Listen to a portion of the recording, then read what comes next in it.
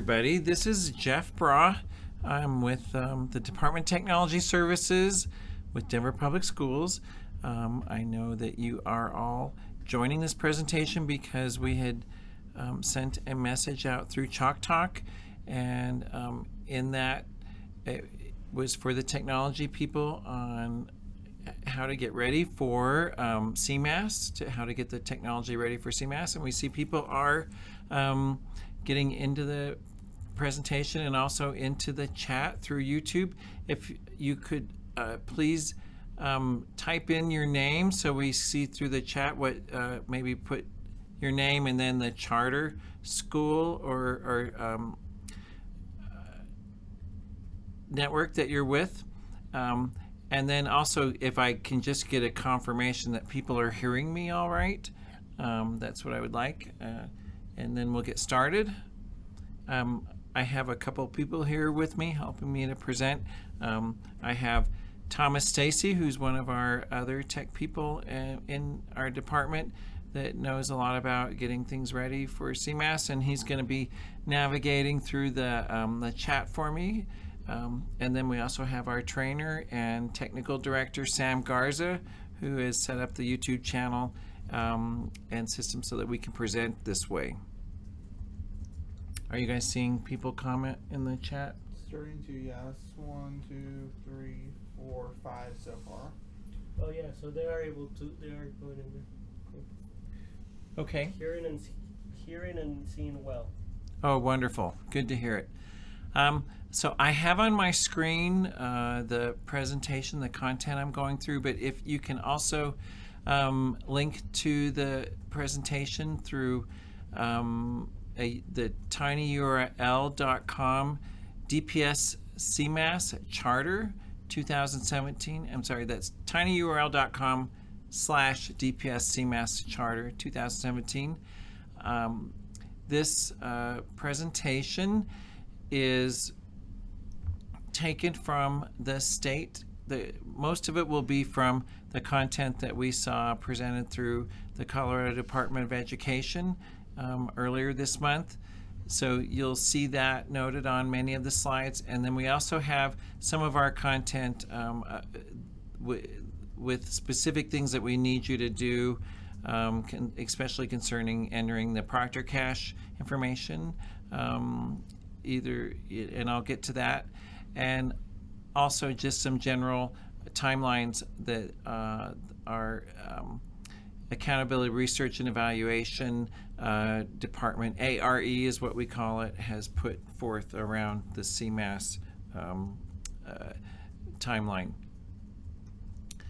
So with that, I'm going to begin presenting. One thing I do want to note is that the chat is our main way of communicating with you for questions and answers. So as I go through the presentation, I'll be pausing often to see if there are questions that we want to address over the broadcast through to everybody. And also Sam and Thomas will be addressing questions through chat as we speak also.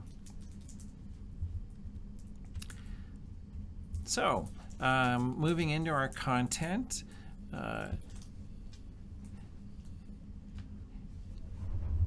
where I'm going first is we're going to have our overview. This is our agenda. We're going to have an overview of CMAS and PARC. We're going to talk about the timeline.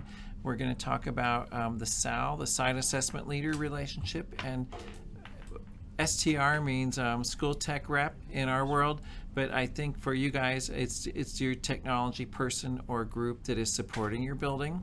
We'll go through the technology readiness state presentation, which has online testing components, network preparation, Proctor caching, device preparation, and talking about the infrastructure trial.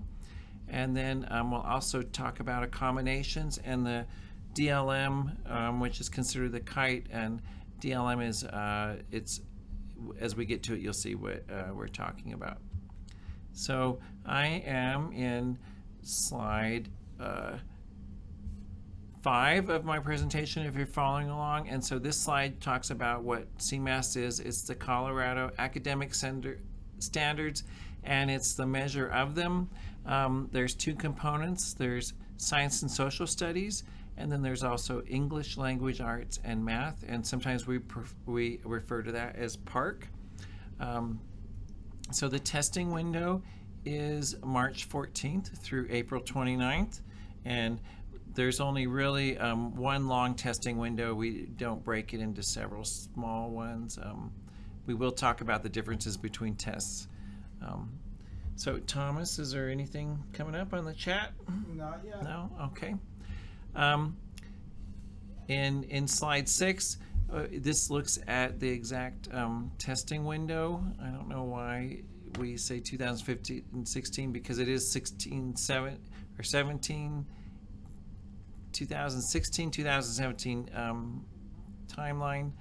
What you'll see is the English language arts, the PARC portion of the test will be for grades 3 through 9.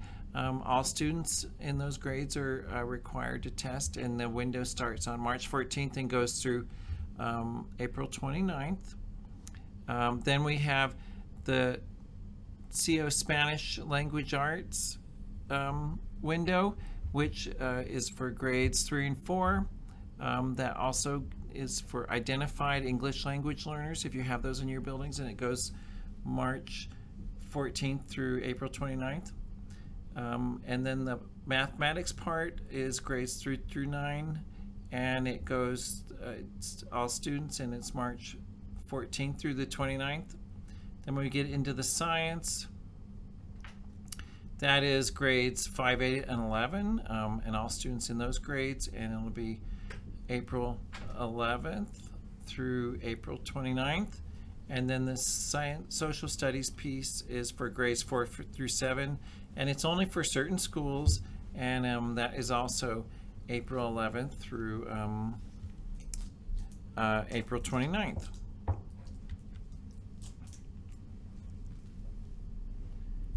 And I'm a little bit bugged because something is not right with my slides.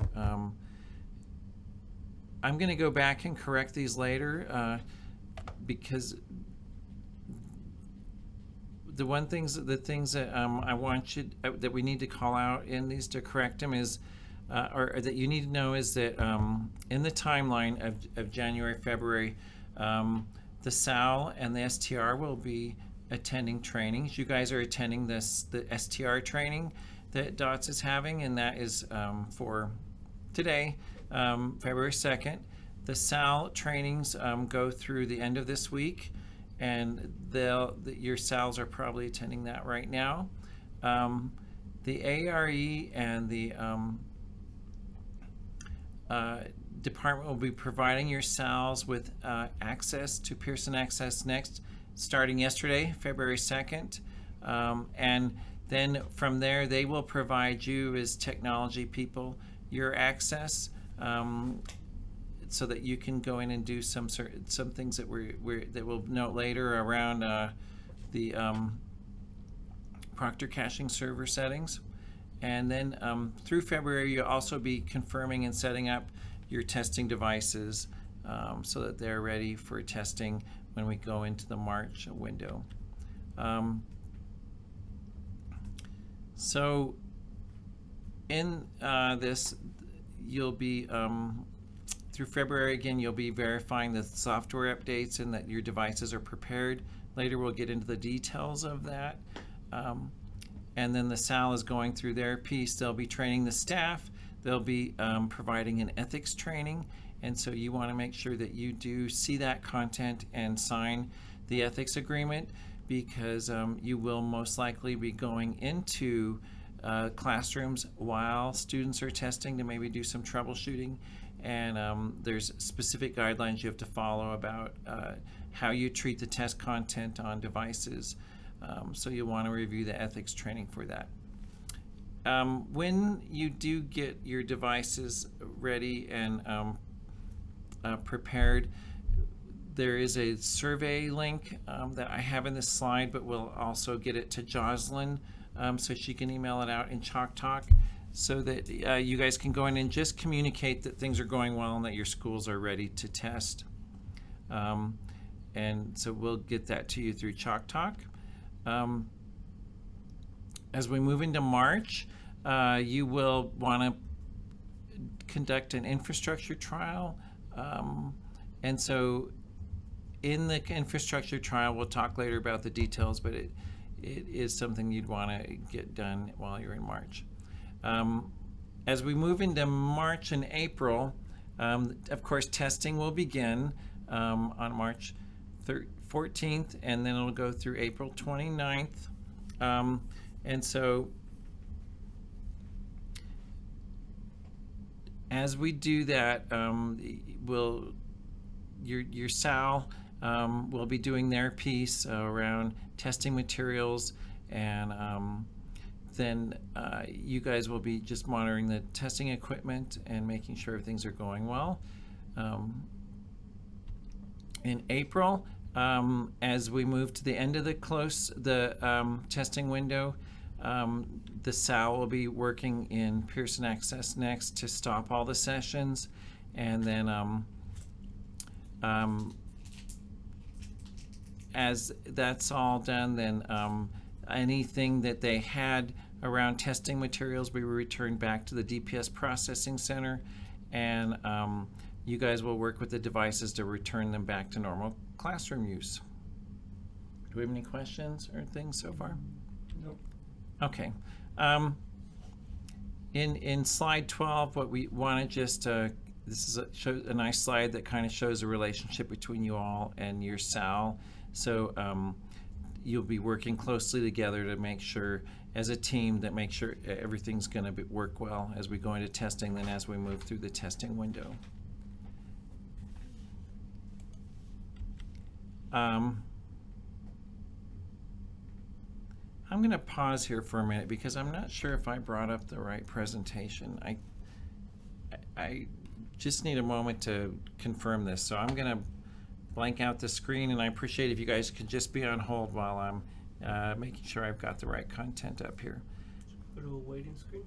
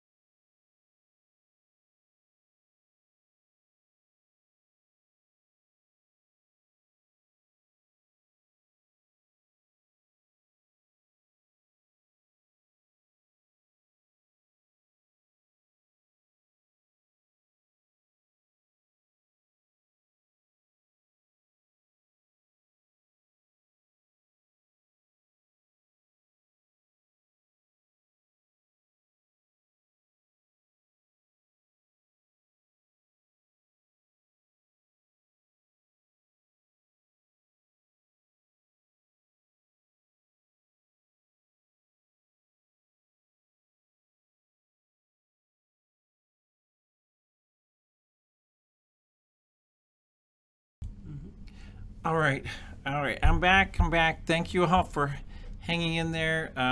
If you were in the presentation, you'll see that I had removed a portion of the slides and then went back and updated it with the content from the current state presentation for spring 2017.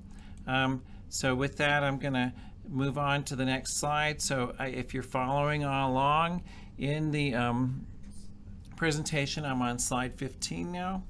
So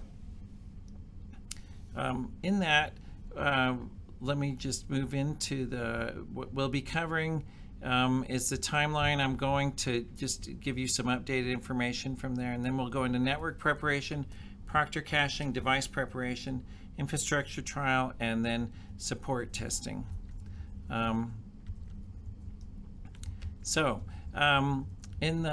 As we move into the online testing components, on slide 17, here's some online resources that you would go to.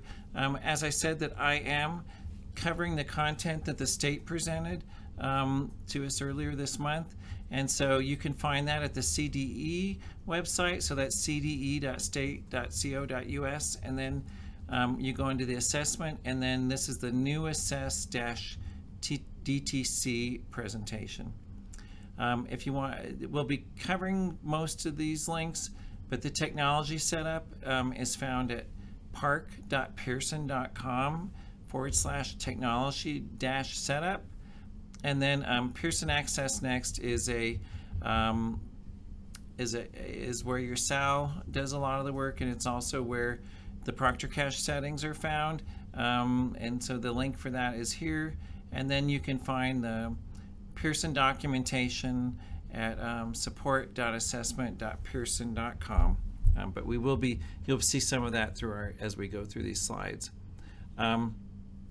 So when you go to Park online resources at park.pearson.com, there's the technology setup menu, and so that's where you go to find this information and get to the downloads that you'll be looking for.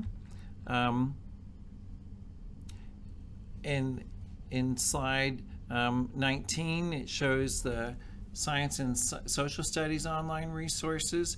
In here, what I want to point out is there are practice tests called the EPATs, or practice test environment links.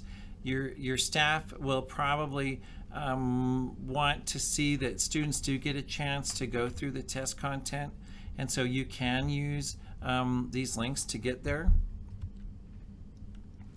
In slide 20, this is an overview on how TestNav, it's a diagram on how TestNav looks when getting from Pearson down to the devices that you guys test on.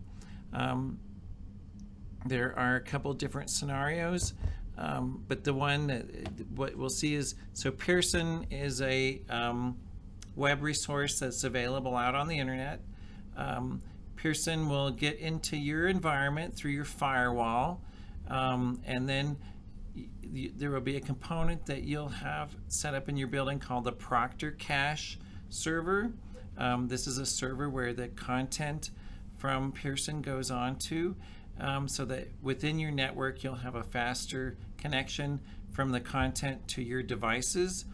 So the Proctor Cache server will communicate directly with your testing devices, so that when they do get the testing content, they don't need to go out over the internet. So it helps make the connection between your testing device and where it gets the content from more efficient. And so there's all the different scenarios on how it gets down to your device, maybe through your wireless access points within your network, if you have devices on the wireless network, or your computers through your wired network. Later we'll talk more about how the devices are set up in the Proctor Cache server also.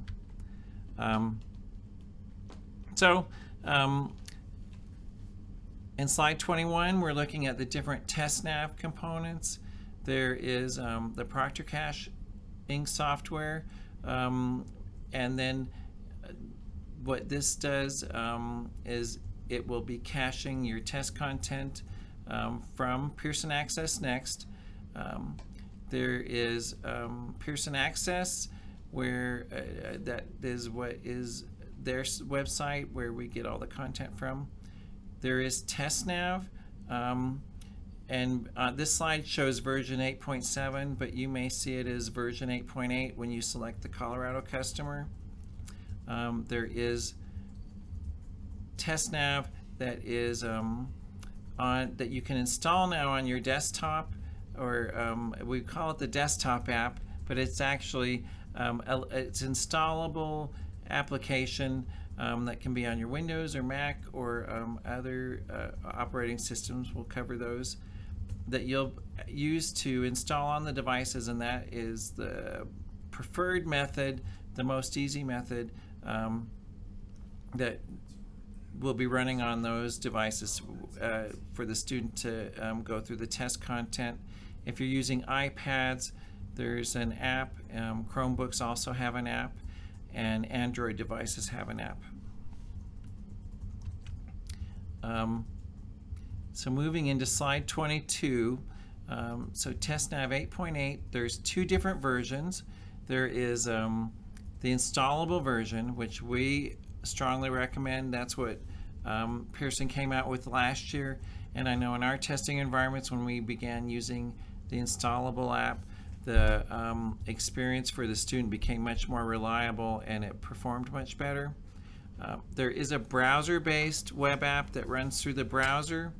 That is, we use it in our environment only for certain situations, which are when a student has an accommodation where they need to use a testing input device, such as refreshable a Braille keyboard, or any type of screen reader.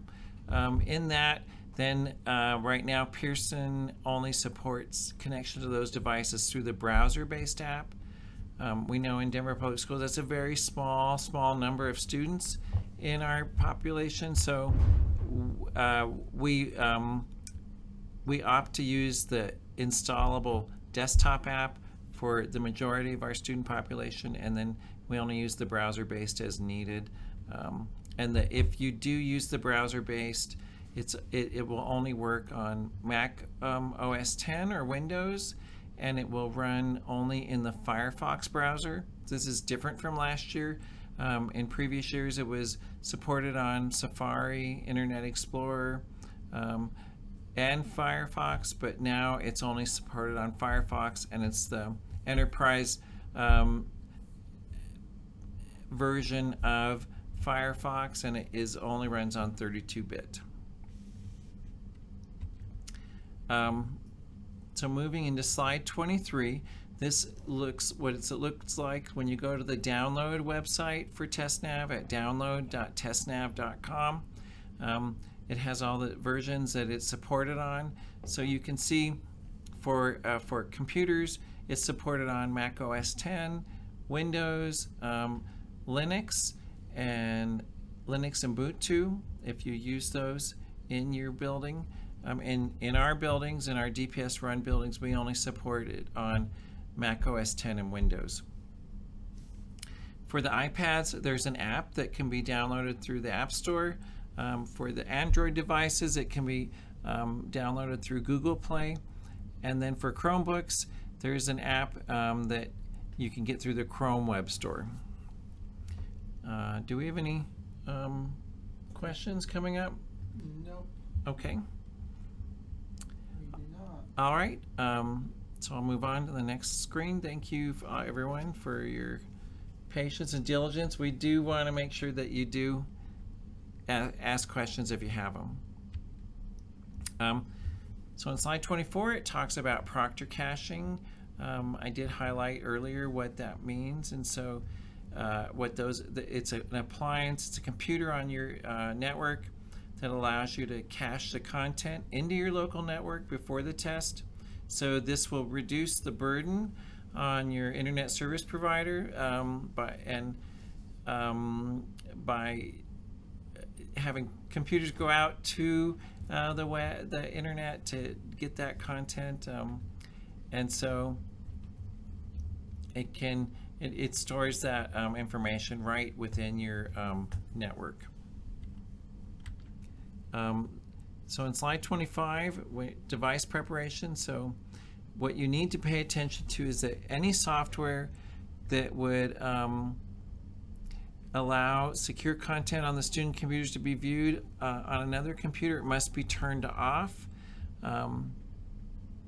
That would be if you're using something that might mirror the screens of your students on to your instructor's computer. That would be things like LAN School Classroom Manager or Apple Remote Desktop or similar programs like that. Anything that allows teachers to monitor student progress, or student activity on their computers, you would want to turn that off. That's not allowed. And so if there's any applications that automatically launch when the computer boots up and is signed into, you need to tell those to, you need to configure it so they won't turn on, because when TestNav launches, it looks to see what other programs are running on the computer, and if there is anything else running that would interfere with TestNav locking the computer down, it will give you an error message and it won't launch. There's a file that records the student answers in a temporary location before it submits them to Pearson, and so you want to make sure that the home directory and Pearson folder allows the login you're using onto computers right to that folder. And then if you have a alternative backup location, which we'll talk later how you configure that, you want to make sure that the computer is using an account that will allow you to save to that alternative location. Moving on to slide 26. So this shows that there is a new, there's a difference in TestNav, and that is now there is an app check feature. So the app check, you use that to run on your devices, and it will confirm that TestNav is configured properly and will run. And so last year we didn't have this app check feature. You'd have to launch TestNav and sign in a specific way to verify that it's working properly. And so this year they use the app check to verify that, and it makes things much more simple.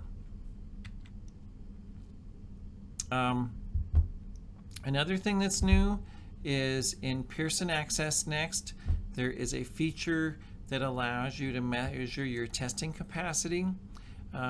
So once you have your Proctor cache server set up, you can actually go into this window, which is found in Setup and Organizations, and in there you'll select your school, and there you'll find that you can open a task list and select Assess Testing Capacity.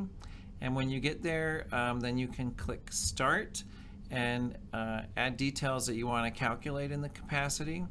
So before, we might go to a workstation to run this and see how this is going, but now they actually will do it through Pearson Access Next. And I'll tell you, we have not yet run this because we're still updating our Proctor caching server software, so we've not seen this new feature. But what you'll see is when you do install your new Proctor cache serving software, you will have this feature, and we're excited about it. In slide 28, once you do get into Pearson Access Next, after your SAL gives you access, you can go in and enter in your student responses. In this screen it shows how things are set up for Proctor caching and how the backup student response share can be set up. So in here, this is similar to the way it was last year. there's a Windows or a Mac primary location that's referring to the actual home directory on the computer. That's always the default. But then if you have it set up on your network so that you have a share where it can write the alternative and secondary file for redundancy, then this is where you want to enter that information. I'll tell you that if you're finding that you're having trouble entering that information or you need guidance, I have a screen that will show that you will contact either me, Jeff Bra, or Josh Allen, and we can get that information into Pearson Access Next for you. We'll also be coordinating through Jocelyn, your tech contact for the charter team, on making sure that we work with you to get all that information and that is entered in prior to the testing window beginning. One thing I do want to call up that is different, this was actually in Pearson Access last year, but there's a secondary file backup location setup that can be used now for Android devices and iOS devices. And we saw this last year, but it just included Chrome and iOS, so Android is new. And that is an SFTP share that you would want to set up. In slide 29, it's showing that just the best practices of recommendations is to use a Proctor caching server, measure your testing capacity in Pearson Access Next, and then you can also use it extensively to test your wireless network capacity for wireless content. And then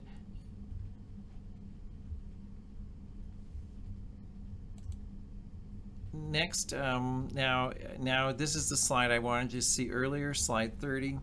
This is the testing calendar that is more accurate than what I had earlier. I apologize that this wasn't in the earlier presentation. But so the testing calendar for the window goes, it actually goes March 13th through April 28th. There's two different windows.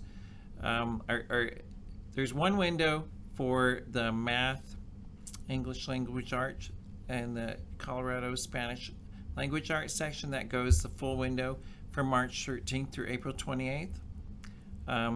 Science and social studies, that window begins in April 10th and then goes to the end of April 28th. You'll see that here the grades that are tested are, like I spoke of before, they're for math and language arts. It's grades 3 through 9. There's the Co-Spanish Language Arts section, and it's only for identified English language learners in grades 3 and 4. And the science has an optional testing window for 11th grade only. That one is a little bit earlier. It goes April through April 21st. And your ARE or your SAL would know that if you are using that optional testing window. Then you'll see that science only will be testing grades 5, 8, and 11, and social studies is grades 4 and 7 only at selected schools. So your school may or may not be participating in that. We get this information from the onlineassessment.dpsk12.org website. So your SAL is directed to go there to get a lot of their information, and so you guys can also go there if you want to look around and see what it has on that site. So, like I had mentioned earlier, that the important dates for you guys that you need to know, I'd gone over it generally earlier in the earlier slides, but just so you know that your access to Pearson Access Nest will not probably, it may have occurred already, but your SALs did not get access until yesterday. So if now they have the access to create your access to log into Pearson Access Next. Going to move past these next few slides because we really did cover that material earlier. now I'm on slide 36, which is around network preparation. In here we're going to talk about the online resources that we may be a little bit redundant from what we covered before, but there's important things you need to know about configuring your content filter and antivirus software, and then verifying your bandwidth capacity. So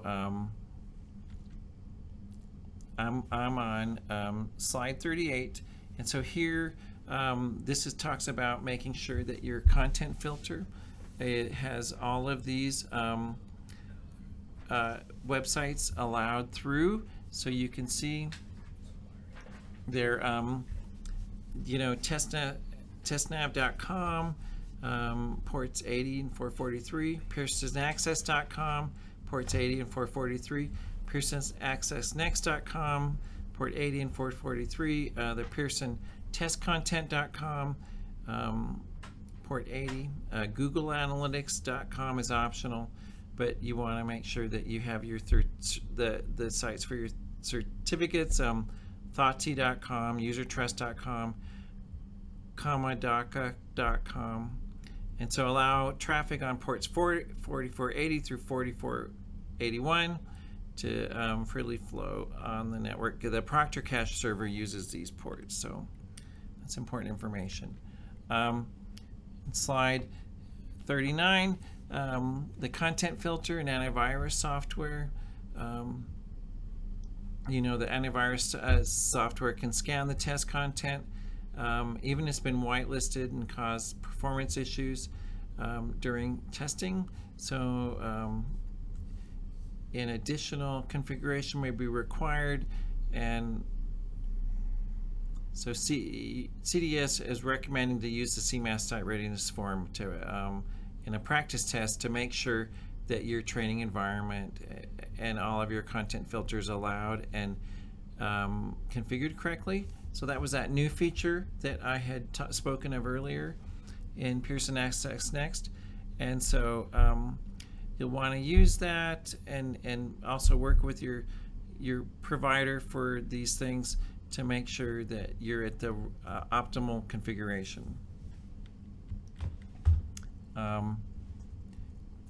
Slide 40 shows what it's like for the Proctor Cache server. Once it's in your network, all of your devices go directly to the Proctor Cache server to get their content rather than out to the internet like I'd spoken before. So this kind of shows what it looks like when that happens. Here's another slide that just shows, I'm at slide 41, that shows how in Pearson Access Next, there's that testing capacity screen that you would use to make sure all of your devices, the Proctor caching server, everything, that your testing capacity goes well. So this is the way to verify that. It's a new tool, and the nice thing about this, it goes a little bit beyond what the tool was last year at the workstation to help verify all is working correctly. In slide 42, it shows more of the specifics about what you'll actually enter in, how to navigate, and how to get to this screen. And so the one thing to call it is that you must have Java enabled on your browser, web browser, on the computer that you're using to test for this. That's a requirement. And so slide 43, it is really confirming that Proctor caching does alleviate the network constraint. It helps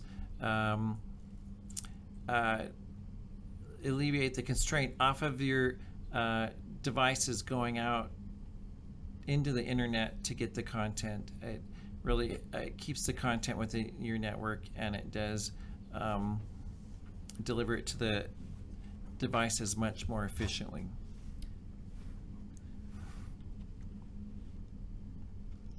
But Proctor caching won't alleviate some of your network constraint in that fact that your network, as long as it's a high performing, or it's a network that performs well to deliver content to your devices, that is within your network, and proctor caching can only work as fast as your inner network will work.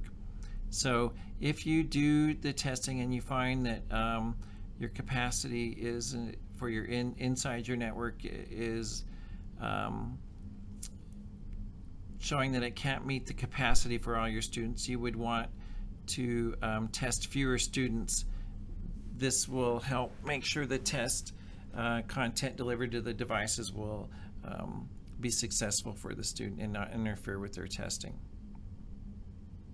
So you can use this tool to find the best amount of students you can test at a time. In slide 45, we talk about the fact that it's important to notify your internet service provider so that they know you're doing the online testing in the window that it is, and that they you confirm with them that there's no scheduled maintenance or outages planned during this time. We know we deal with the fact that sometimes our internet service provider will be changing out network components on their end, and they do it early in the morning. Sometimes they did not quite complete that before our students got into the schools and started using, you know, the internet for learning. So if we recommend, or the state recommends, that you work with your internet service provider so that they know how important it is not to schedule things that would interfere with the internet service to your building. Thomas, are we seeing any activity? Any questions? The one question I've gotten so far is from Kevin Flynn. He is asking if there is a secondary backup via for the SRF file or the SFTP that is available for the Chromebooks this year. Basically, if there's a secondary backup available for Chromebooks. So there is that new SFTP feature that so Kevin's question was, what do we do for a secondary backup file location for Chromebooks? And so there is that new SFTP feature that you can set up a share like that, and I think you have to embed the credentials of the username and password into that share, and then you would enter the path to that share in the Proctor Cache setting screen for your building, or you would communicate that to myself or Josh Allen. Later I'll have the contact information for you to do this. So that is a feature now that allows for that. Slide 46, we look at some error messages. This error message is 1001 or 1006, and so this one in particular shows that there could be an aggressive content filter that might be trying to open and alter the SRF file before saving it. So that's showing that something's trying to manipulate the data, probably you're a filter or out on your network, and so this particular screen would warn you of that, so that you can work with your filter provider so that they you can whitelist and allow traffic through for the websites we mentioned earlier to keep that from happening. You can go to the support.assessment.pearson.com to get, and we have a link to more about error codes later, but that's a resource to help you with this. Okay, so now we're moving into the section for proctor caching. This is starting slide 47 if you're following along the presentation. And so what we see is that all of you we recommend that you do set up a computer with the proctor caching server software on it within your network. And this goes through the directions on how to do this. So we're going to look at the Proctor caching hardware and software requirements. There's a link here, but I'm going to open it just to make it a little bit easier so you can see what that is. So it can be installed on Mac OS 10 or a Windows computer, and so here this is where you would actually go to get to the directions and software that you download onto the devices. The software is also, now when we talk about software, that's different. That's more for the Proctor Cache installer is down here at the bottom of this screen, and for OS 10 or Windows. And when I click on that, it's downloading it already. I don't need to do that here. But this is where you'll find that software. So at download.testnow.com, that's where you actually get the software for your Proctor Cache server. Get back into, all right.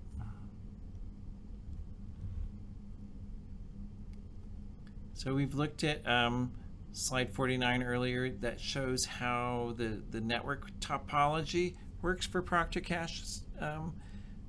Proctor caching.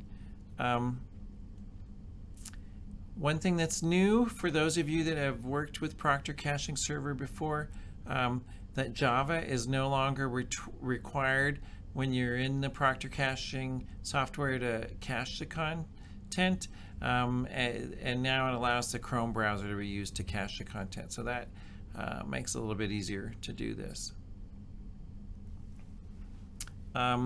When you're planning to pre-install your Proctor caching software, so you want to make sure the computer is on the same network that your students' testing computers are on, so that's within your own building network.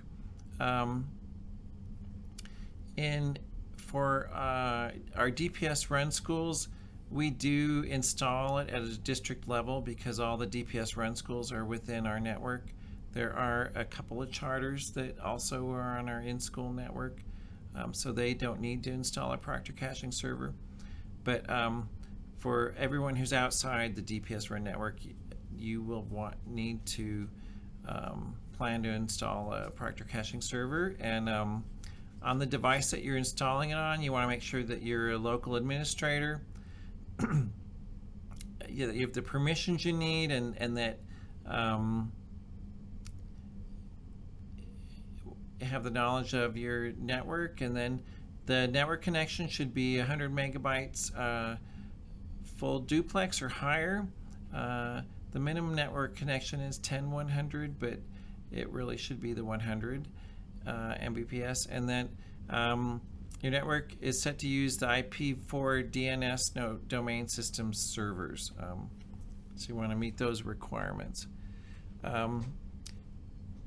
In slide 52, the first bullet is really important, that it must have a fixed internal IP address.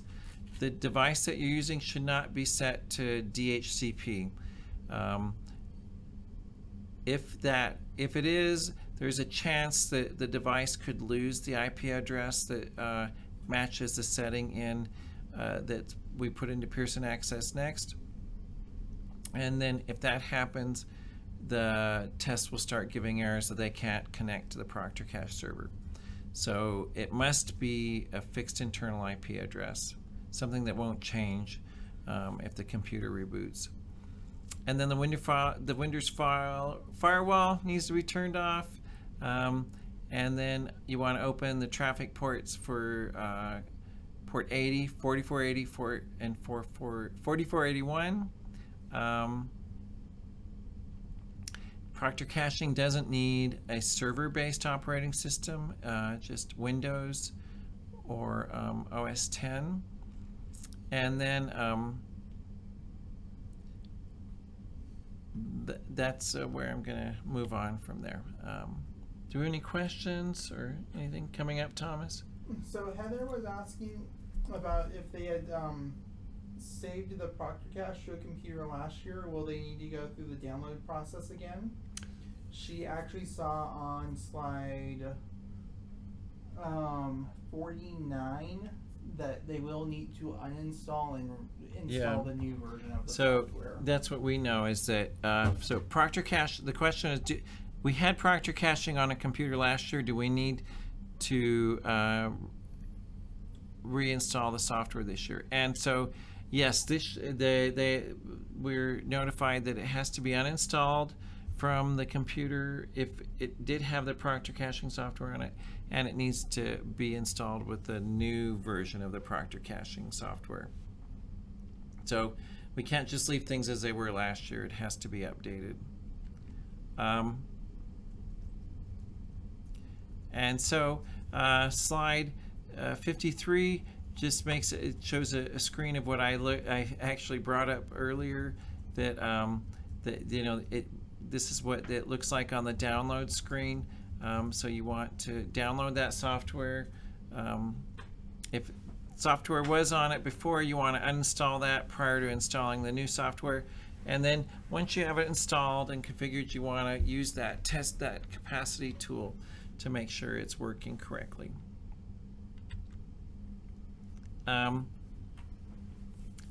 Slide 54 just talks about what goes on. I feel like I've said this before, but I don't want to be too redundant, but the Proctor caching server does it does cache the content that the students need for the test, and then it delivers it to the clients. And actually, when you're in the dashboard, you can see the content details of individual test items that they downloaded correctly or not. Clients display the let's see, I'm not sure what we're saying here and why I need to repeat it. It's important to have a static IP address on the Proctor cache server so the clients will get to it, or meaning the student devices that they're testing on. But the Proctor caching server dashboard does show you details about how many devices are connecting to the server. So that's nice in the dashboard. And then there is a thing that now that you can set up a custom password if you want to refresh or reload or purge testing content. Because in the past, the password to the Proctor cache to allow this to happen was published on the internet, and so smart students who know how to navigate to the Proctor cache server, they could actually mess with the content. So now there's an ability to password protect it with a password different than what was published out on the network.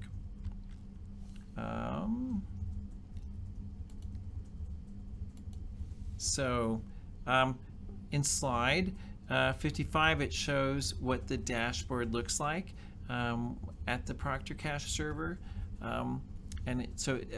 You can see things like the green dots that say, okay, that shows the content is on the server and fine.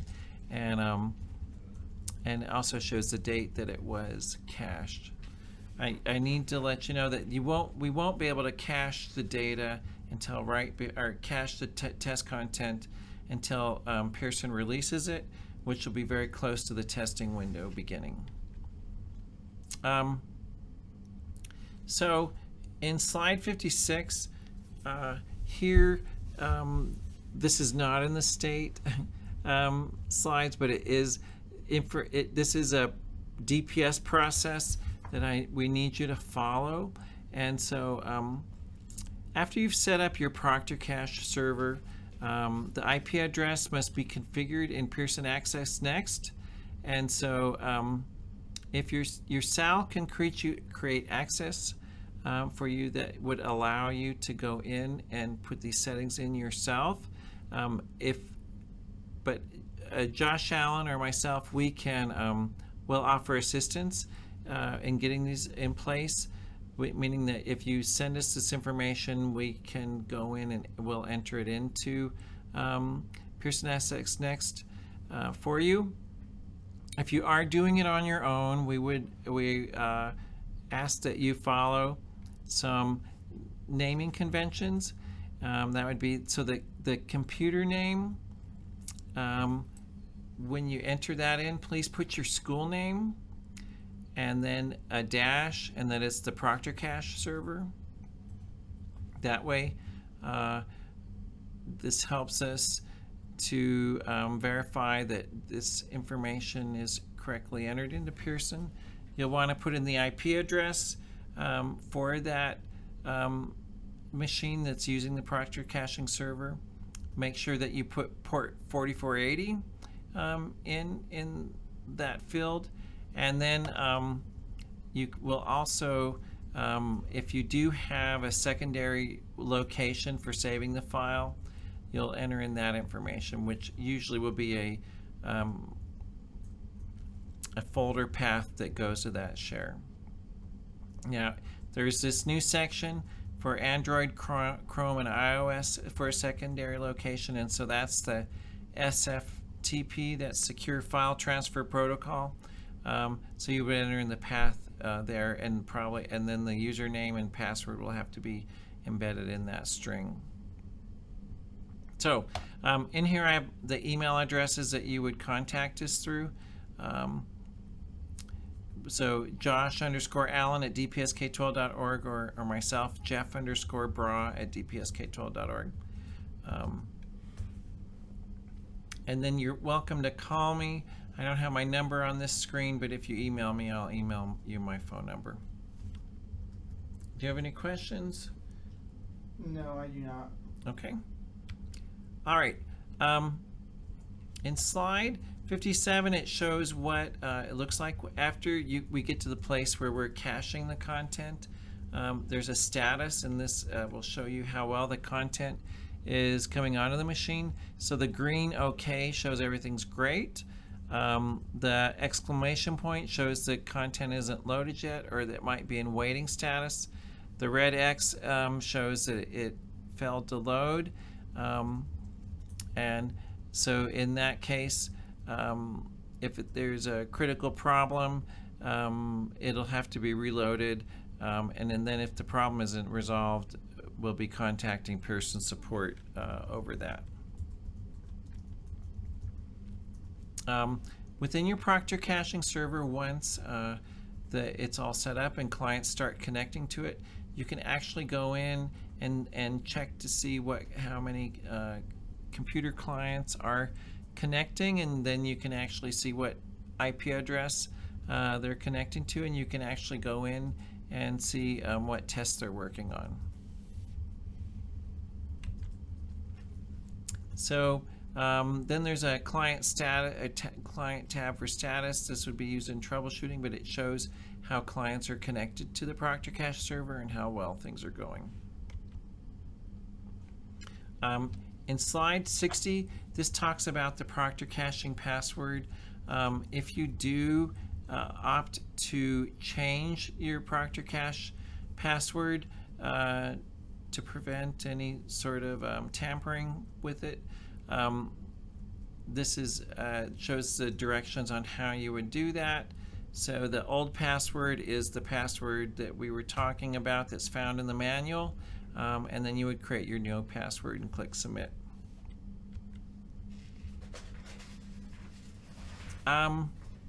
Just noting some things on slide 61.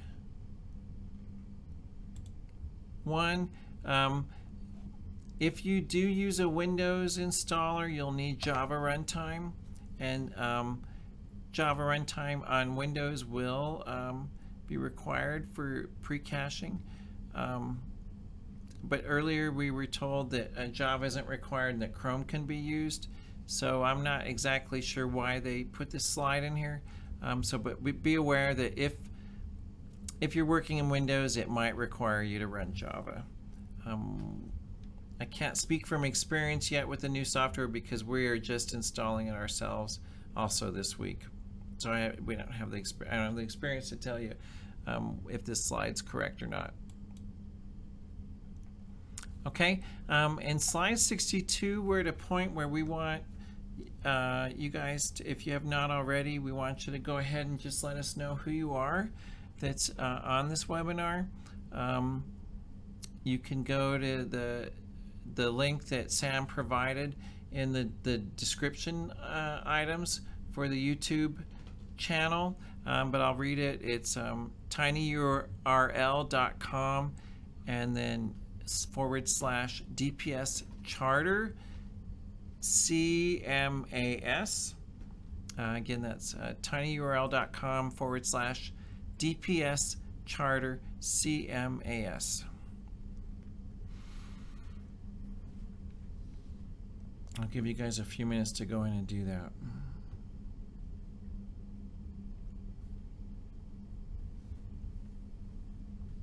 That one.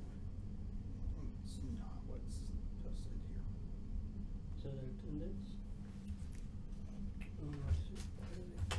What's the deal?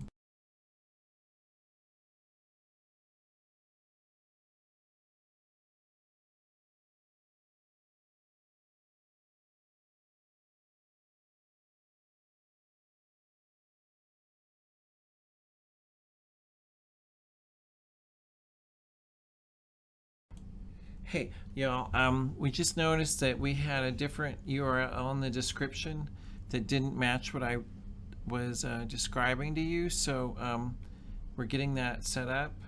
But if you did go into the other one, we'll also view it there. But if you could go back and find this one, the tinyurl.com /DPS charter CMAS, and use that to enter your information. They will need to refresh the page.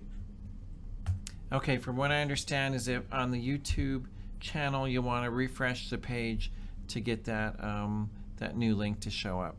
And it's also the link that they're seeing right now, right? Yes. So the link that's in the presentation is the one that's being updated into the description.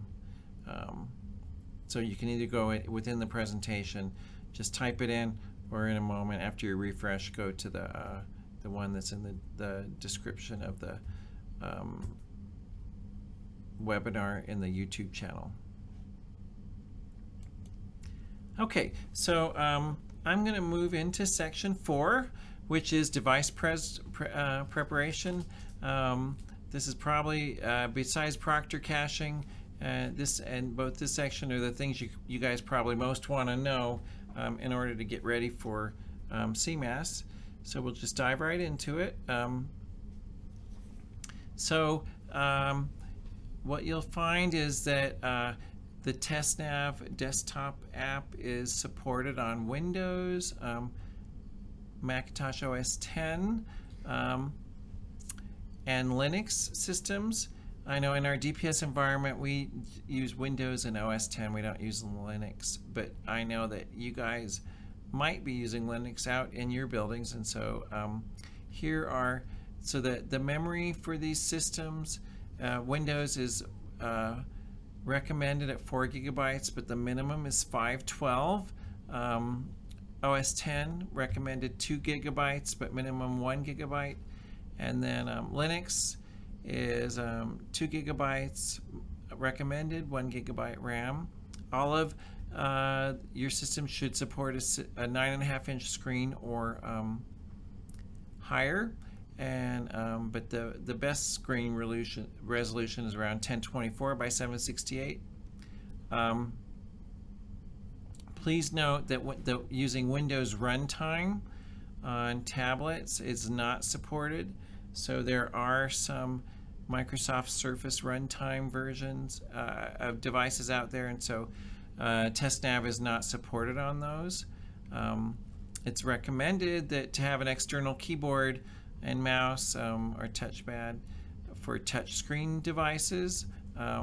They want that to be required, and then wired hardware is recommended, and then make sure that that local file access home directory that they can access that.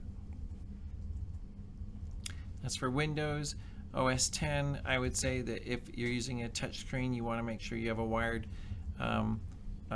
keyboard also, and Linux they leave that box blank, but I would think that if you have a touch screen you would want to have a wired keyboard also.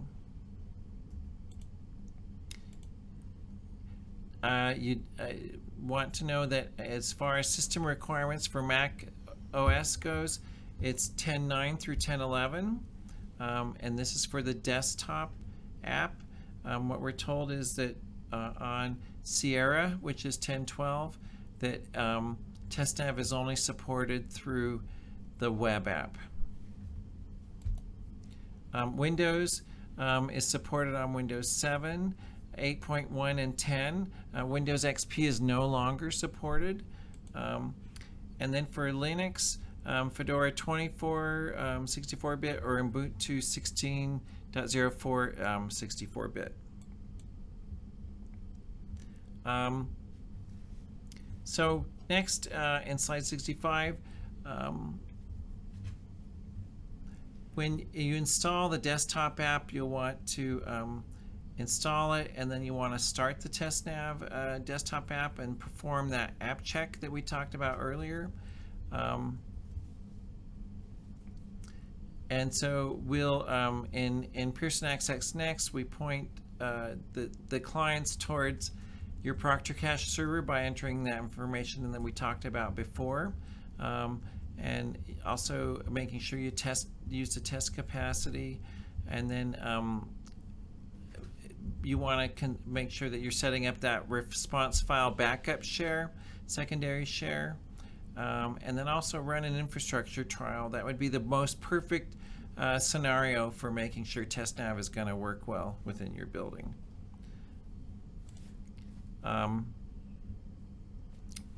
What we said earlier is just that there is that in TestNav you want to choose the right customer, which is Colorado.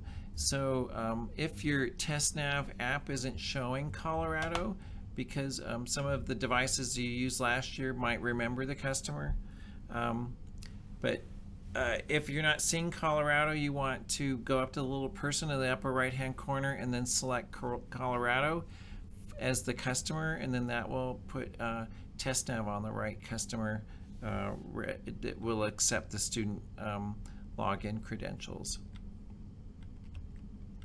When you run the app check, this next screen, slide 67, shows what you would see when you run the app check. You'll get a screen that shows a blue Run App Check button, and you can also enter in a configuration identifier.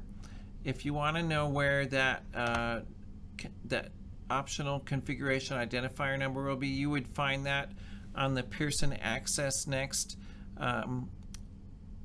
window where you entered in your Proctor Cache information, or where we enter that in for you. That's what creates that configuration identifier code. And so the software is so new, I couldn't get a screenshot of what it looks like in Pearson Access Next. This feature just came out in the past week and a half.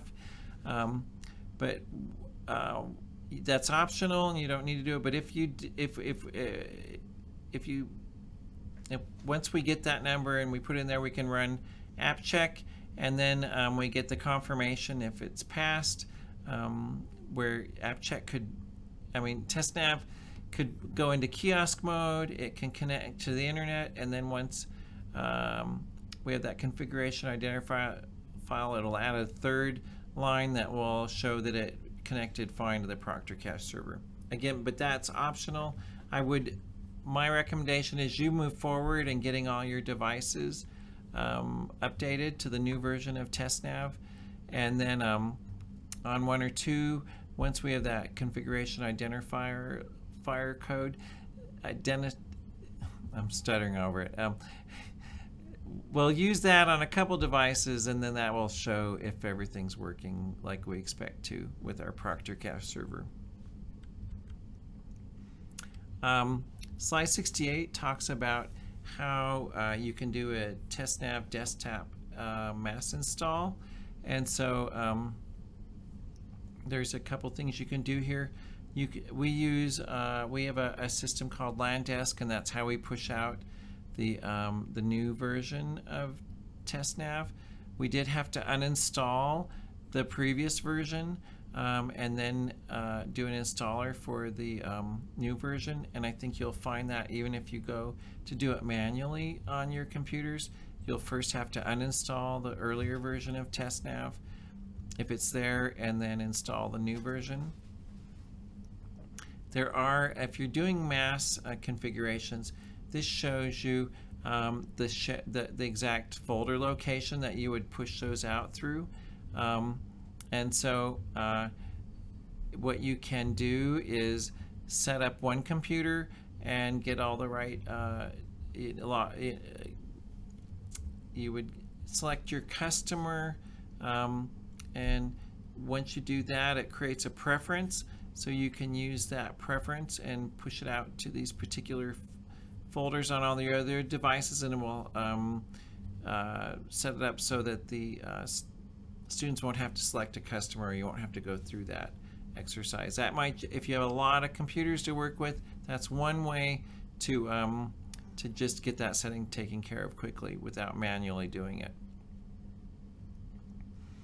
And so the login preferences, like I noted before, those are found within the user and then the home folder,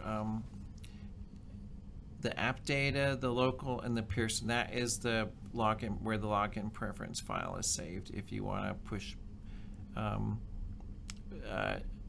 those preferences out to all the computers. It's not required, it's optional. It's just, this describes where that location is. So we've talked about the desktop app, the installable version. In slide 69, it talks about the browser-based app. And in our environment, we see that we would only use this when a student has an accommodation that requires an external peripheral keyboard, such as a Braille type keyboard. And so for that to work, we call it refreshable Braille. That's one example. If there is that situation, you need to go through the web app, and this screen talks about what you use with the web app. Again, this would be a very small number of students in your population, maybe 1 or 2 at the most. But the browser that has to be used is the Firefox Enterprise version 45, 32-bit. And it's only supported on Windows 7, 8.8.1,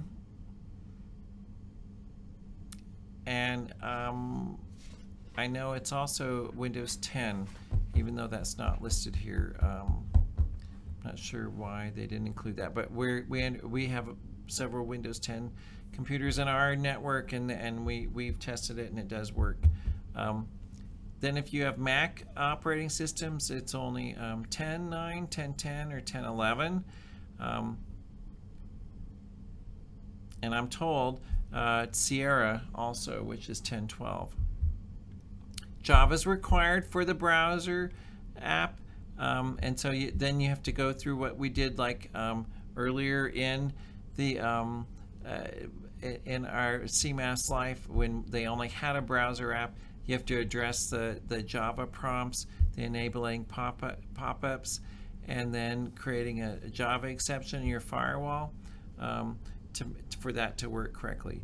It's a lot more work than using the desktop app, but it, like I said before, some machines, very few, might need to have this done.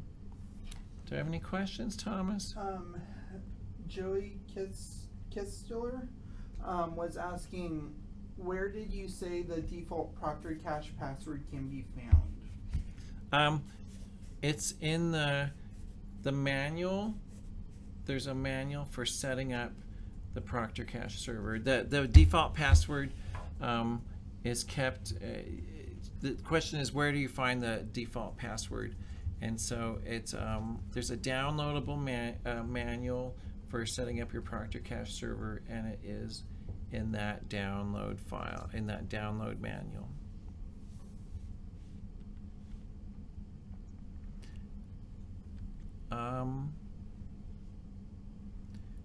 So in slide 70, this goes through more about using the browser-based app and how you have to prepare the device. I believe that you will not need to. I mean, I would rather than spend a lot of time on this, because I don't want people to feel like this is the norm, because this is the exception. You can come back to this screen. One thing I do want to note is if you use deep freeze on any of your computers, you'd want to make sure that the Pearson directory is excluded from deep freeze so that it can write to that file. That would be also for the desktop app.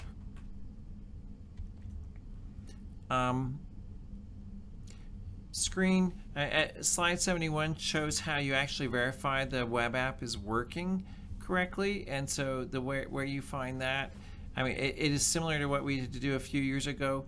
Rather than using the app check because it's not available for the web app, you have to sign in at the TestNav screen with the username as username and password as password, and click Start Test Now, and then you'll get a congratulations screen.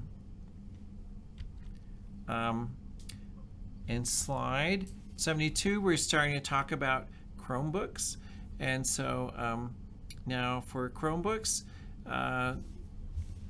the device, the processor that's supported is any, and then the memory recommended is 4 gigabytes, but the minimum is 2. And we have several devices in our network that are 2 gigabytes. We find that they perform well. And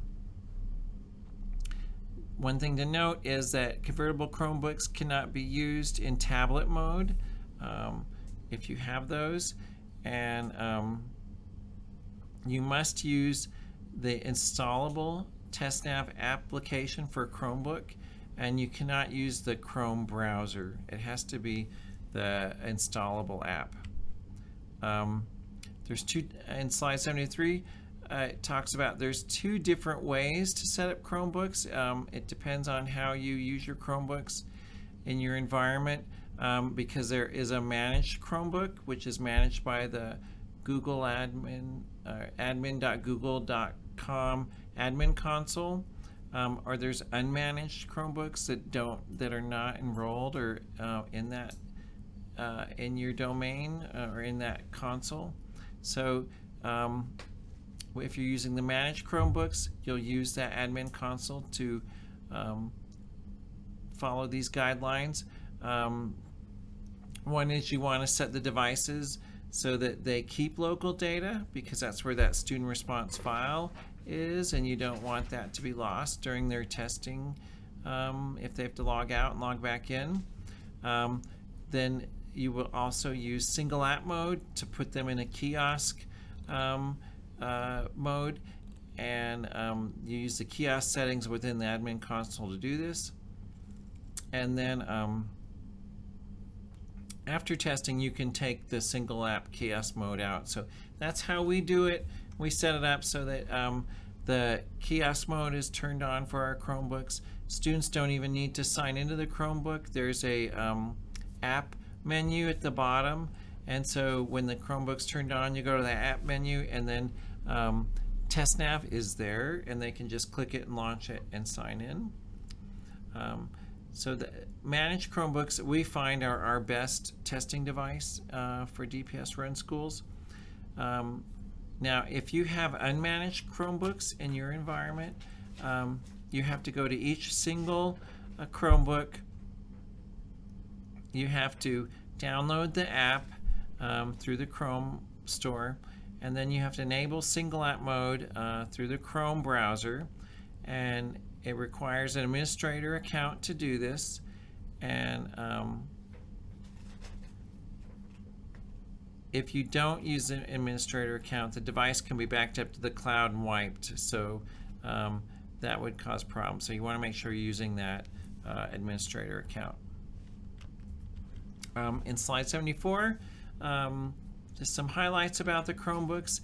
It requires the TestNav app for security. That's why the Chrome browser doesn't work. They do have to be set to kiosk mode, and make sure that you don't erase all local user data. And then if for some reason the student response file, the file that collects the student answers while the student's testing, if something goes wrong and that file does not get submitted to Pearson, you may have to intervene and use this command at the Control-Shift-Z to get to that file and download it off the machine. In the link here, it talks more about all those things. That's support.assessment.pearson.com.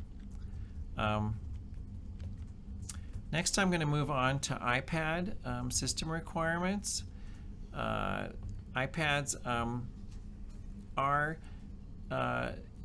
recommended to have 4 gigabytes of memory. Of course, that's the best device out on the market.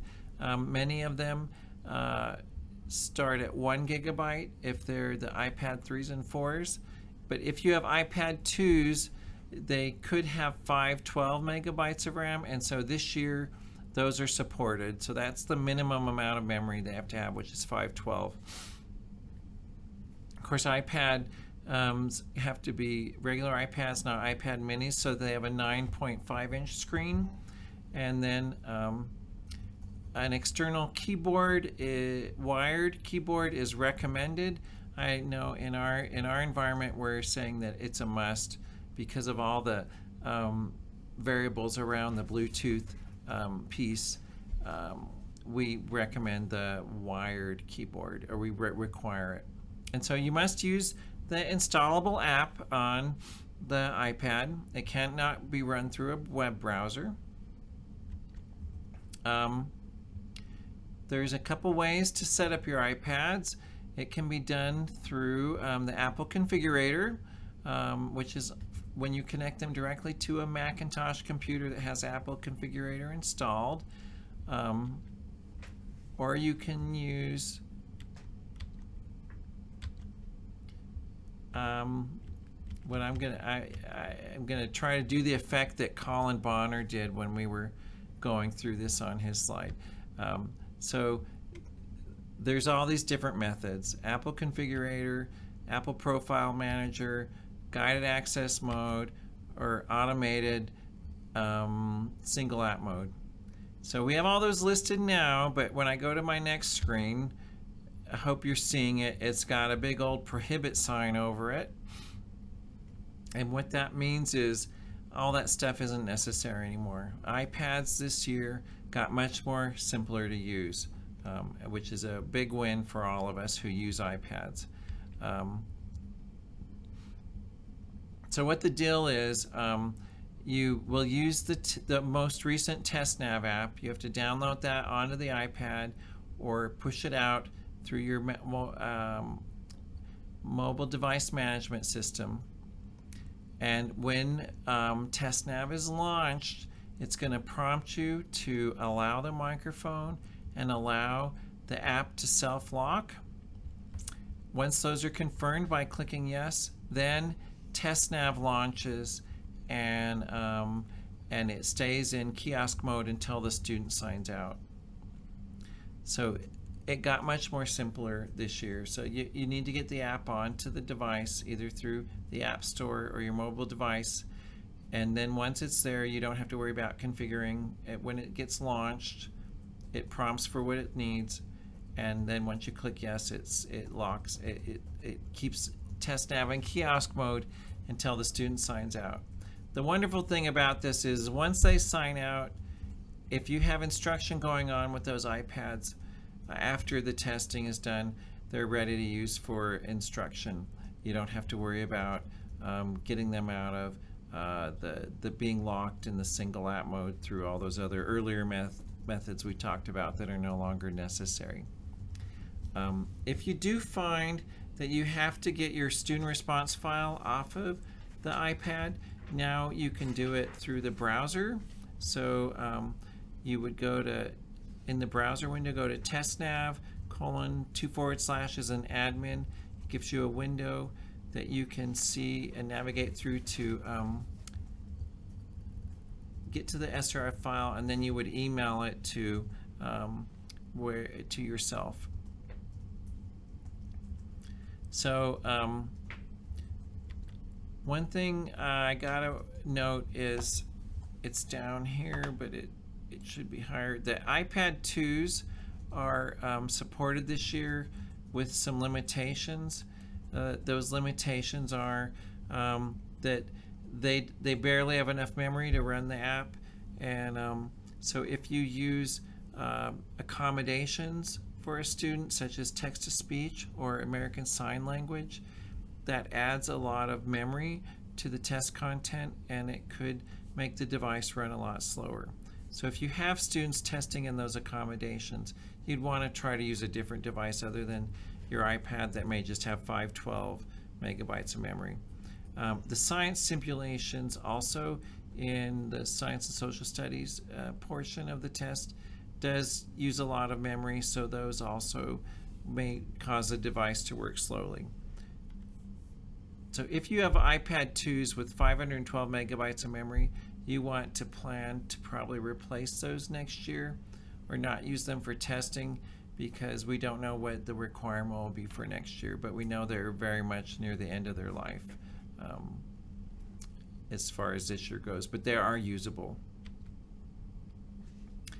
In slide 78, they're saying that virtual devices are now they're becoming supported with the online assessment.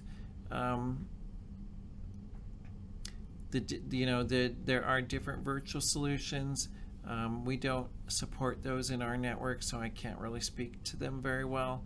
But if you are using a virtual solution, you want to go onto the park.pearson.com site to make sure that what you use is supported and that it can be configured. The state doesn't dwell much on this because I believe not many school districts are using virtual technologies for testing. Slide 79, we start our information about the infrastructure trial. So what we say about an infrastructure trial is that it's a dress rehearsal, that it is it's going through the exercise of someone setting up test sessions, most likely your SAL, making sure your devices are ready to use to test with, and then the test administrators who run the admin dashboard, or they learn how to navigate through that when you do the infrastructure trial, and then the students learn how to log in to TestNav and get comfortable with that. So we call it a dress rehearsal. It's highly recommended. There are different levels that you can try.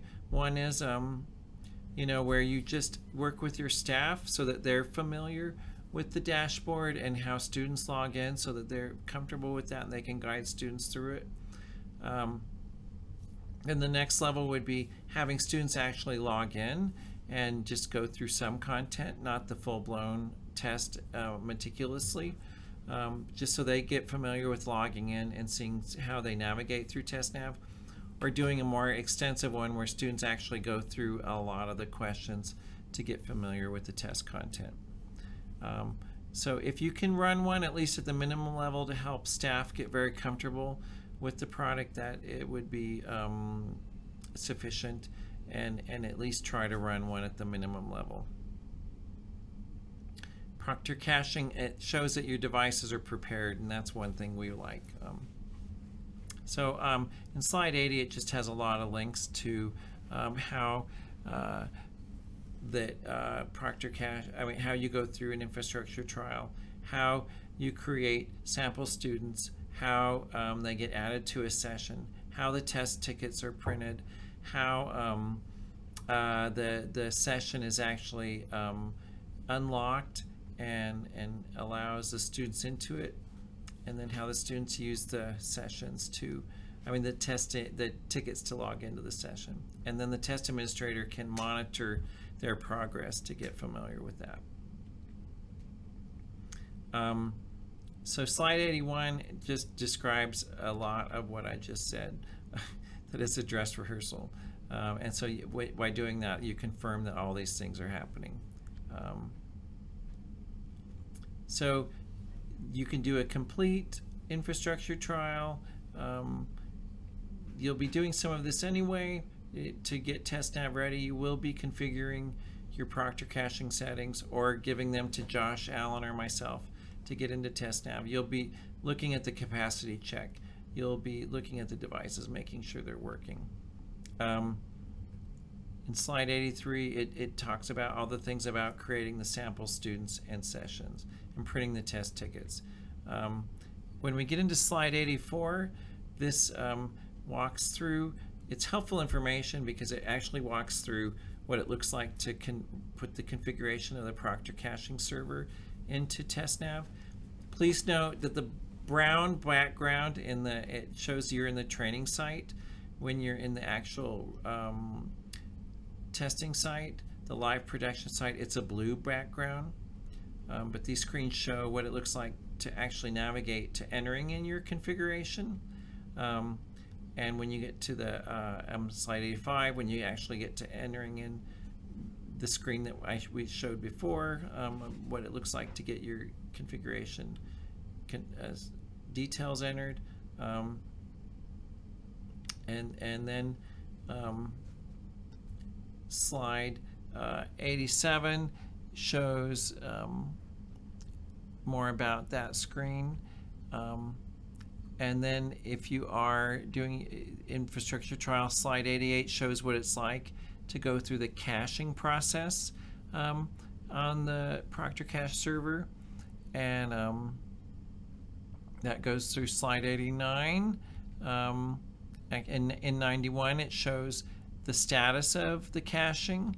Now in slide 92, it begins to show what it looks like to create sample students. This is what you would do for the infrastructure trial. For the actual production, our ARE department will be populating all your students into there. So this is a step that you wouldn't have to. You don't learn anything. This is a step that is not needed in actual live production. This is only needed for when you're doing an infrastructure trial. But it does this. Your SAL may or may not know this information, so these screens would be helpful in relaying this information to them quickly. I know I was in the SAL training yesterday, and the infrastructure trial instructions were referred to, but they weren't gone through, so your SAL may not be very familiar with this content. But slide 93 shows when you're creating sample students, how you generate many of them. And then slide 94 begins to get into how sessions are created, and the students are assigned to them. That's in slide 96. And then once all that's done, slide 97 shows how you prepare a session, and slide 98 how you start a session. Also, slide 99 shows printing the authorization tickets and unlock codes. Slide 100 shows once the students are logged in, it shows that it's a status key, so it actually shows where students are at in their progress in the test. So even this is an infrastructure trial, but all of this stuff applies very closely to working in this process when we're in the testing window.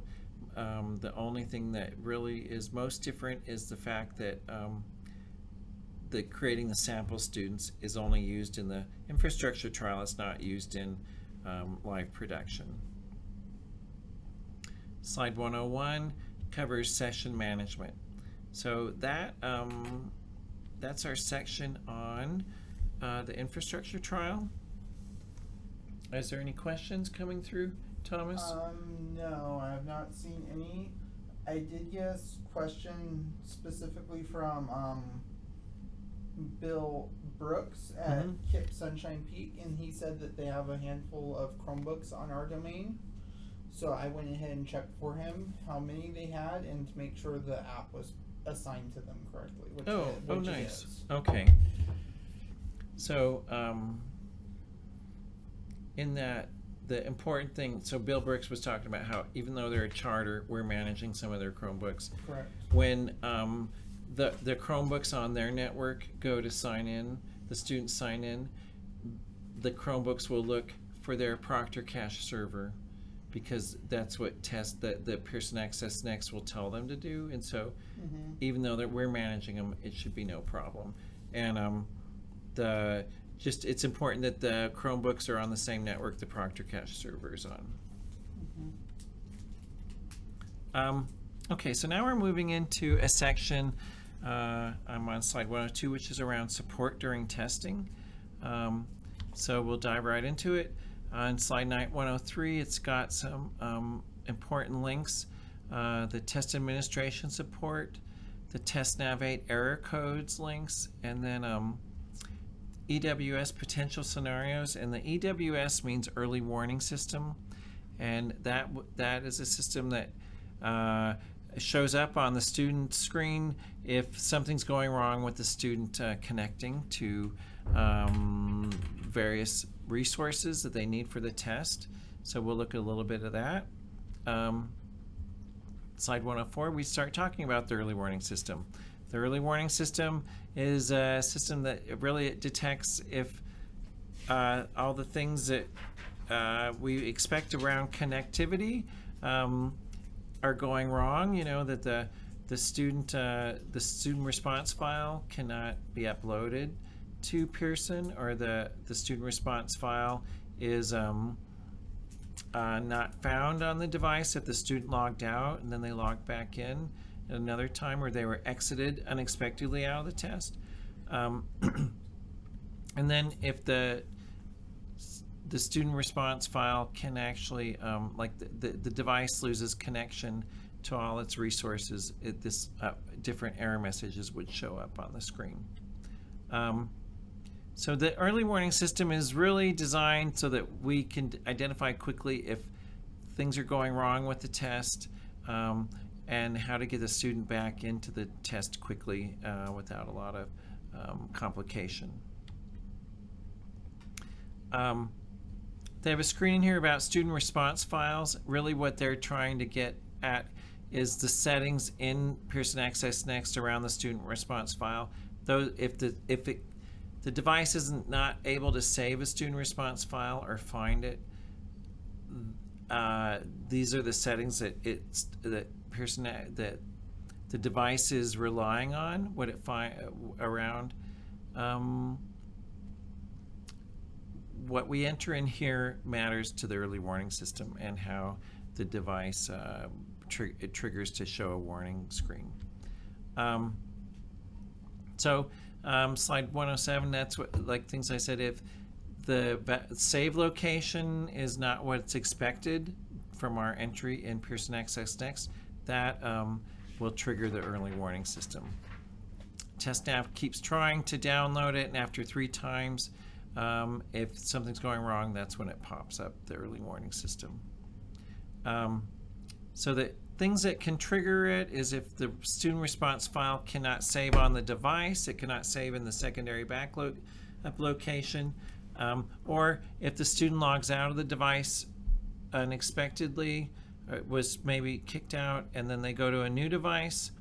When they log in, it's going to try to find the student response file that didn't get submitted to Pearson.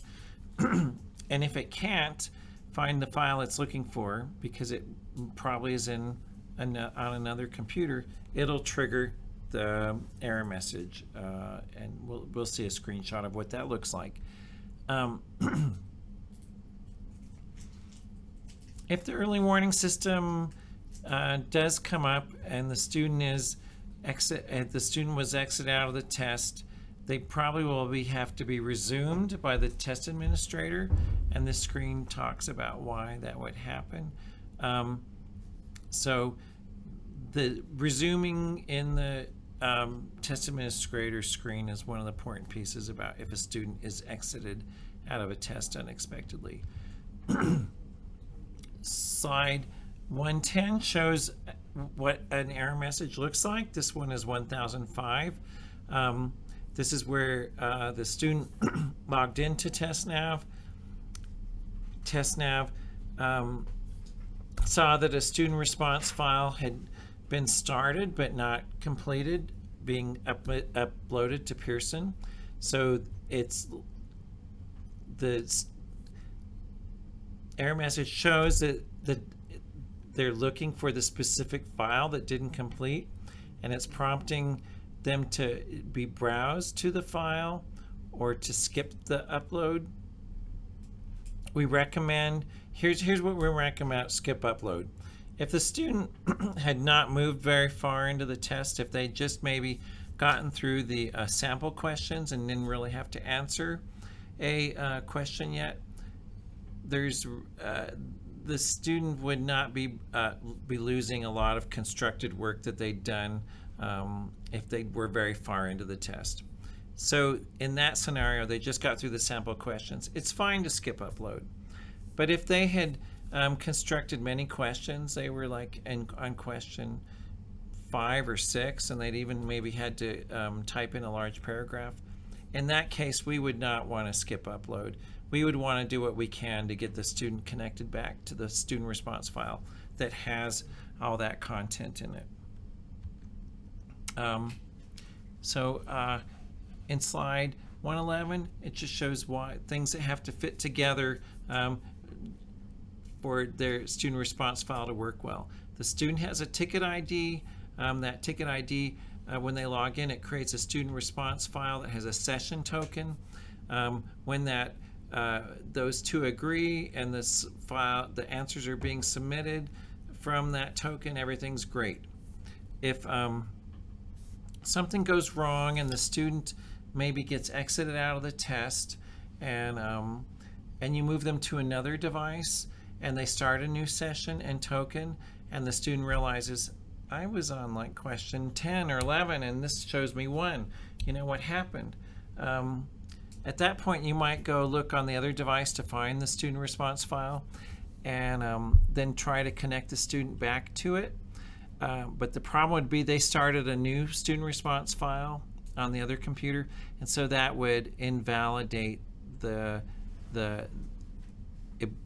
token, and we would see an error message that the student response file has an outdated token. In that case, we have to go through a process to get Pearson to revalidate the file to connect the student back to it. So we're recommending they don't skip upload, and we try to connect, well, we try to avoid starting a new session to cause all those dynamics I just talked about, and try to get the student linked with their current response file if they have to be moved to a new device. So that means getting the response file off of the old device and transferring it to the new device. Slide 112 shows about different TestNav error codes. We'll cover a few in the 1000 range, but they have many error codes, and when you see an error code, you can go to this link to decipher what the error code is prompting us to do.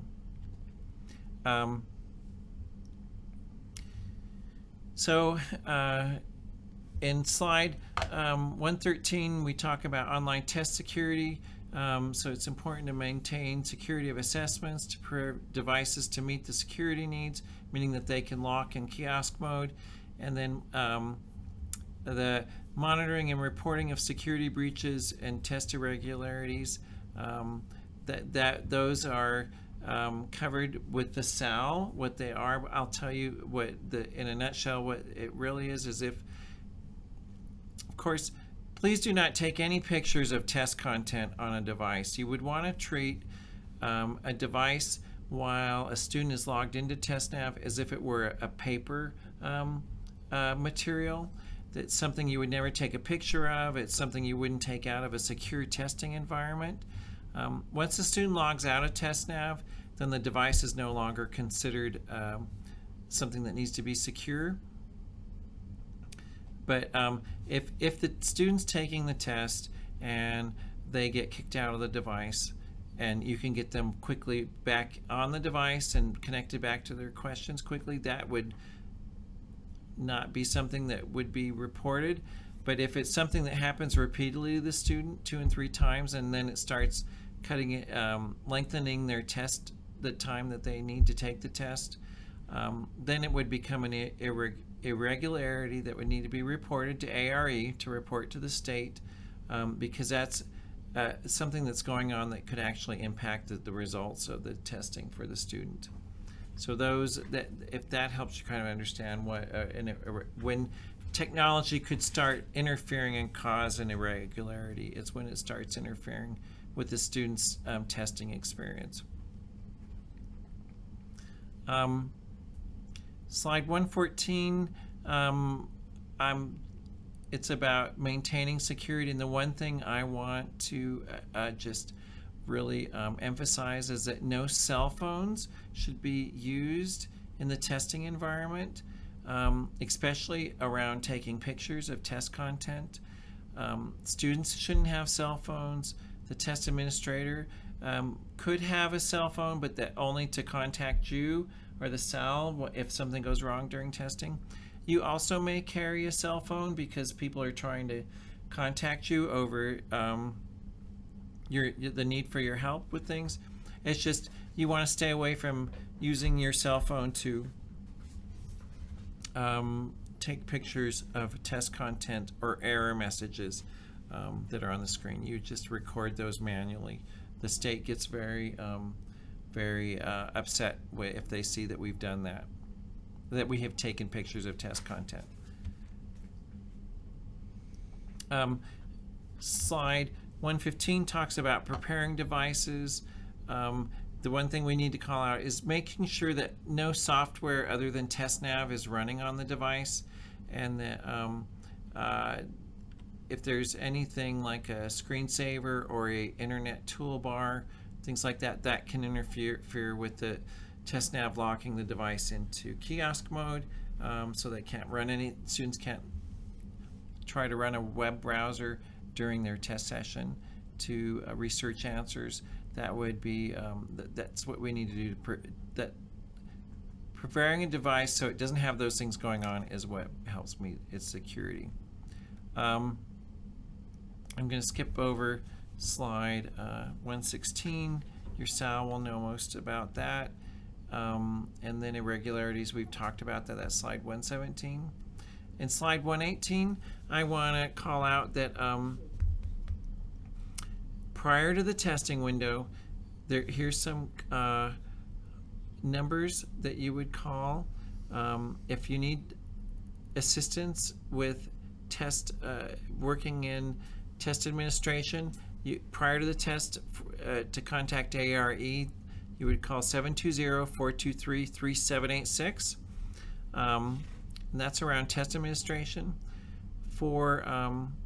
Once we move into the testing window and SALs, or you need to contact ARE for that kind of support, the number changes to 720-423-CMAS.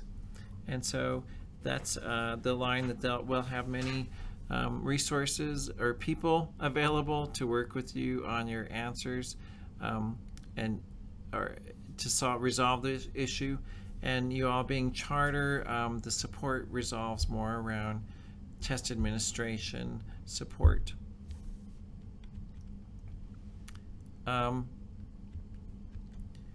right, I'm going to skip over slide 119 because we haven't talked about DLM yet. But in slide 121, if you need to contact Pearson support for things we've talked about, like if a student response file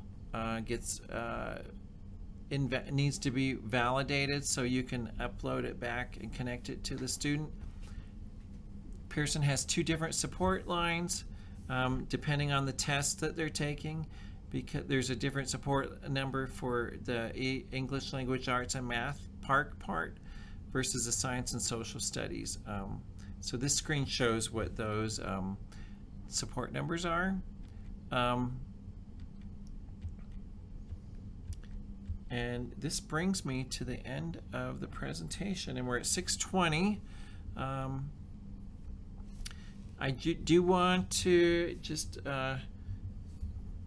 emphasize, so this content did come, except for our DPS slides, it came from the state. So if you want to go onto their website, into the technology support section, you would find many of the links that I talked about. And then also on the park.pearson.com site, that's where you will find a lot of the links that I spoke of.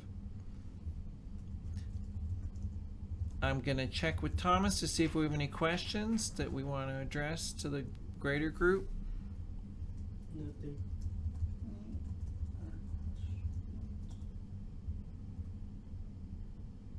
Well, I do want to thank you all for chiming in with us for this.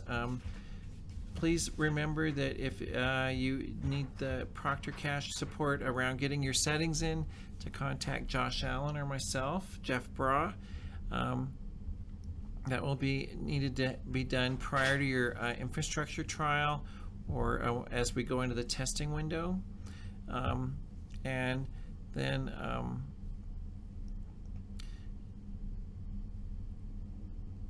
I trust that we'll have a great CMAS window for all of us. That Pearson's done a lot to make this go much better for us through the installable desktop app. And last year we saw that greatly improved how well things went. So, you know, on your devices, really geared towards using those. And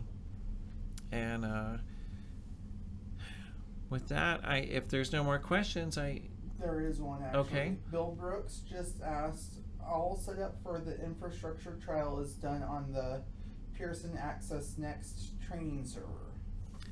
Yeah, so the question was, where do we go to set up the infrastructure trial? So it's trng-pearsonaccessnext.com, which is the training site.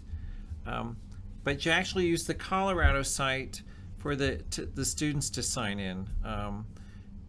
There is a Colorado training site, but last year what we experienced was that you use the Colorado site, that the test tickets work on the Colorado site, even though you created them in the training site. And note the color combination. When you're in the training site, it has a brown black background. When you're in the production site, it has a blue background. You don't want to create sample students in the blue background, only in the brown. That was a good question. Thank you, Bill.